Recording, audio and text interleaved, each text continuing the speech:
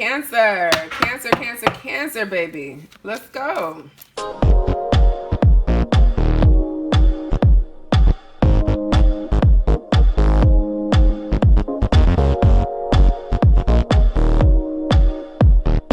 All right, Cancer, Sun, Moon, and Rising. How you guys doing? Tiana Louise, Intuitive Coach Sultan with Worth a Read 1111.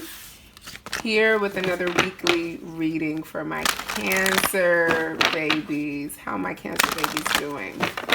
All right, if you're here, we're going to be looking at your twin flame connection, your deep soul connection, the challenges you're facing at this time because you guys are in some sort of separation, experiencing a difficulty on the path, likely not communicating. If you are, it's very little contact. Okay. Before we jump into the reading, I want to say thank you. Thank you so much for liking my videos, subscribing to my channel, and shout out to those of you who have felt compelled to book private readings with me. If you don't know, I do my private readings live online. We meet face to face, and we dig into your specific situation, something that really gives me a lot of joy, and so it's been fun to do it with you guys on this platform, okay? And as long as I have the capacity to offer them live, that's typically how I do my readings, no matter what, platform I'm engaging on. I will continue to do them that way. If you would like to do that with me, then the link for that is in the box below. Cancer, guess what? Your new moon is on July 20th, Cancer. And it's at 28 degrees in your sign. And if you don't know, it is opposite Saturn. Heavy energy, if we choose it to be. So Cancer, considering this is happening in your sign, very interested to see what messages come out for you today. But also, I wanted to let you know that I'm pulling from the Kuan Yin Oracle deck, Goddess of Love and Compassion, to help us choose a loving perspective, a perspective that serves us around whatever energy that might be coming up in the connection this week. So Kuan Yin is going to share with us the overall energy and the best way for us to perceive that energy to keep us moving forward, not getting stuck. We don't want to get stuck. And if we are stuck, we want to move. And stick around, Cancer, because at the end of the reading, we're going to have a little story time. I'm going to share a book with you that's totally worth a read that can help you in your person and this connection at this time, okay? All right, good. But you got to stick around to the end for that. So, let's get into it. Thank you, Spirit, for allowing me to be a clean, clear source and channel for everyone watching this reading. Let me hear your messages clearly and succinctly. Let me relay those messages as clearly and accurately as possible. Let this resonate with who it's meant for. And as always, less of me, more of you. All right. Okay. Oh, wow. We have the Amaryllis lute. So she's playing an instrument here. And there's been a lot coming up this week in the readings I've been doing about blending frequencies, harmonies, and even using music as a healing tool. This is the number 34 card. I have to be honest, I don't use this deck often, so I'm going to refer to the guidebook on exactly what this means, Cancer. My curiosity is piqued. All right. Yes, this talks about you having won a victory. I'm just going to sip some of my coffee here. This talks about you having won a victory over the past. And the amaryllis lute sounding through every cell of your being, heralding your rising vibration as you leave fear behind once again. In fact, the lute says that you are growing fast, and you are growing fast spiritually. You are outgrowing your life as a result. So to me, that signifies transitions, changes, new births, new beginnings. And it says that, you know, when your vibration changes, so does your life too. And it's natural. A lot of energy this week around expanding our consciousness and expanding our awareness, raising our vibrations. I feel like the positive effects of the eclipse season is still with us, as it should be. Okay? It says it is safe and loving for you to release that which no longer feels right for you. No matter how much it was important in your old life, it might not have the same place in your new life. Just as a musical instrument can play notes at higher or lower vibrations, your own vibration is being refined as you are growing so fast spiritually. So this is telling me in relation to the connection. Man, there's some major growth happening. Activations, downloads, insights, transitions, shifting of perspectives, shifting of thoughts and feelings, new ideas, new ways of being with each other, new ways of thinking of one another. And it's the result of each of you maturing spiritually. There's some sort of spiritual maturation happening right now in the connection, and you are likely feeling this. Now, it could mean, though, one of two things. It could mean coming together, or it could mean coming up, you know, moving in separate directions, right? Because the raising of our vibration oftentimes means leaving people behind, leaving situations behind, relationships. And so we'll look at that. Maybe that's what it means. We're not sure yet. But it says the more you allow yourself to raise your vibration, to shine victorious in your journey from fear to peace, the more you will be able to benefit from the quick unfoldment of your higher destiny in life. Right? You are being called upwards in your own soul vibration. Okay? And so it could mean also just simply letting go of any fear or lingering attachments that you've been holding on to into the connection. You know, moving into a place of full surrender. And that tends to speed up the process.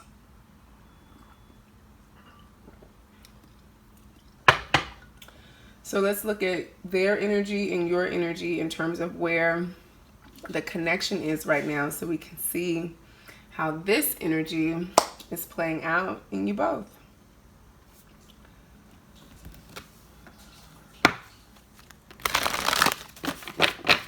So let's see what their energy is at this time for the connection.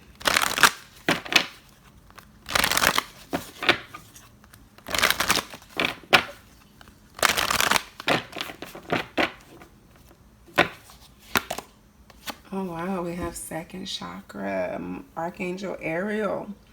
So this is our sacral chakra. This is where our emotions live. This is where our creativity lives. This is where our desire lives. This is where our passion lives. I'm feeling this as some sort of emotional cleansing taking place, but let's pull some tarot cards to clarify why that's coming up.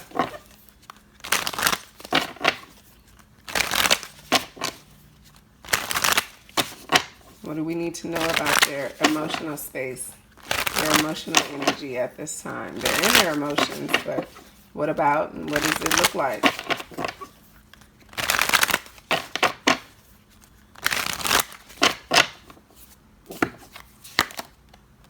So we have the Chariot, yeah.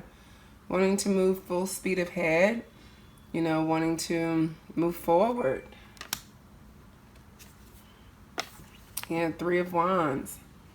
This is looking toward the future, looking forward to some new opportunity. I feel like this is about them being hopeful for some sort of new opportunity in the connection. And this is after a time of challenge where they weren't so sure, where they were a little defensive, right? But I feel like they are working through that energy and they've made the decision to do that. Look, and at the bottom of the deck, the Lovers. This is how, they see you. I feel like I hear them saying the connection is worth fighting for. That's what the Seven of Wands energy is and representing. It's like, what had been a source of contention is now turning into something that they have a lot of hope around, hope of turning around, right? They're no longer feeling like they're in this place of competition or no longer needing to give up. Something has shifted in their emotions where, they've gone in a new direction, right? With that Chariot.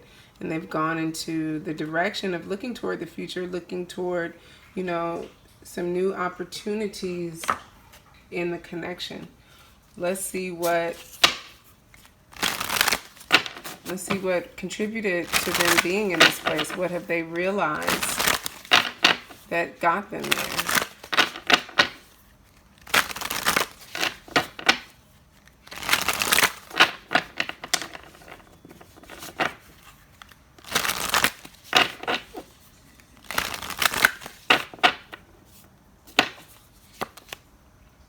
Yeah, they want to show you who they really are. They want to show you their authentic self as a result of putting their guards down, right? You see on this card, it's a soldier on defense, literally holding up his weapon, right? That's not who they really are. They put the dukes down and now they want to show you that, right? Because they have been heavily focused on their work, on their career, on their material life, and now they're ready to focus on you. See, that was their shadow energy. This person was probably a workaholic, something like that, someone who constantly chose work over everything else, but that left them emotionally unfulfilled. And I feel like they've realized that. Yeah, because look, now this is where they are. I love spending time with you, enjoying simple pleasures. And so they want to show you that lighter side of themselves. Okay? Now let's look at your energy. Sorry about that noise. That was my oven. Got some banana bread in the oven. Yum, yum. Okay.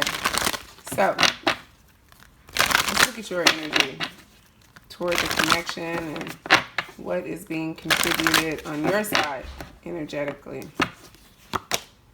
Okay, so we have Goddess of the Moon. Now in this deck, the moon represents, and look at that, Cancer. Isn't that beautiful? It's your card. Hello. So this is you, right? Now in this deck, this is talking about intuition, following your intuition like to the T, right? Really doing a deep dive in your intuition to see your way through anything, right? But I also feel like there's this, because you're so nurturing, Cancer, and right now there's a lot of emotional energy in the air, and so I feel like that's made you a little more sensitive, particularly with the eclipses and whatnot occurring in your, in your season.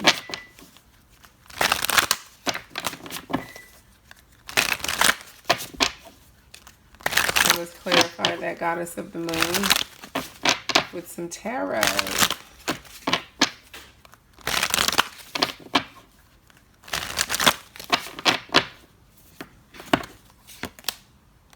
Yeah, Seven of Cups. Wishful thinking, options. Also can involve illusions a lot of the times when it comes to love. And so I feel like you're really trying to sort through all of your emotions and all of the things that may be clouding your judgment around the connection. You're trying to get clear about what's real and what's not, right? And that's because Things have been moving slowly. Knight of Pentacles, right? But you've stayed committed. You've stayed committed to the process, right? But it's also caused you to do a lot of what we were talking about up here, which is clearing out the fear, releasing the fear, and anything that would stop you from doing moving forward. So yeah, you've really had to go within yourself and take a look within and really sort through, you know, what's yours, what's not yours, and get clear on what your intuition is telling you. I feel like this has been a difficult process for you, Cancer. And what's interesting is, you know, normally you're really in tune, right? But this has been a heavy emotional period for you and a heavy energetic period for you that you've had to really work through, and that's clouded your mind somewhat around this connection, especially since this person has been on their defense too, right? But now they're ready to come out of that. So let's clarify what's underneath your energy, Cancer.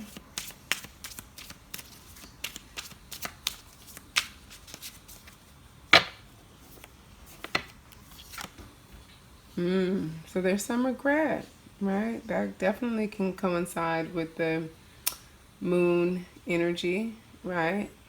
And I feel like this is about you having some compassion for yourself, right?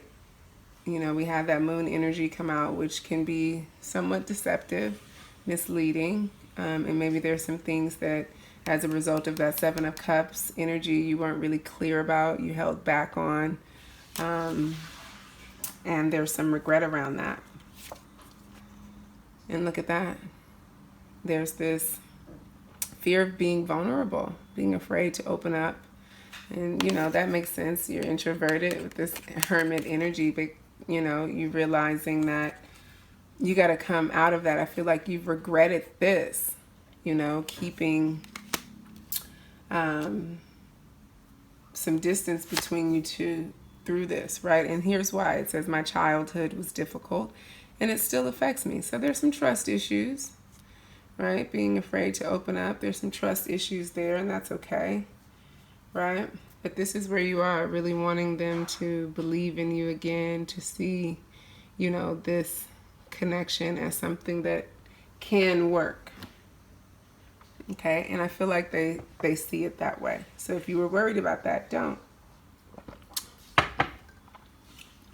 So what's still blocking the connection? I feel like there's been some growth here. Both of you are advancing, both mentally, emotionally, and spiritually.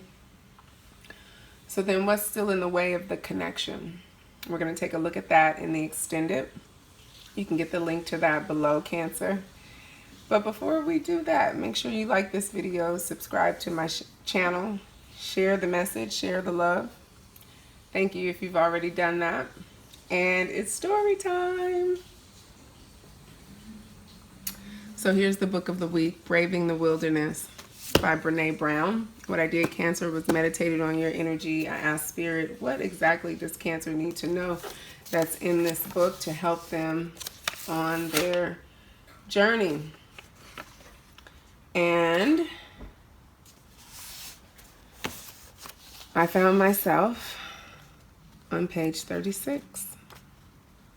It says, as a clearer picture of true belonging emerged from the data, and I realized why we must sometimes stand alone in our decisions and beliefs despite our fear of criticism and rejection, the first image that came to me was the wilderness. Theologians, writers, poets, and musicians have always used the wilderness as a metaphor to represent everything from a vast and dangerous environment where we are forced to navigate difficult trials to a refuge of nature and beauty where we seek space for contemplation. What all wilderness metaphors have in common are notions of solitude, vulnerability, and an emotional, spiritual, or physical quest.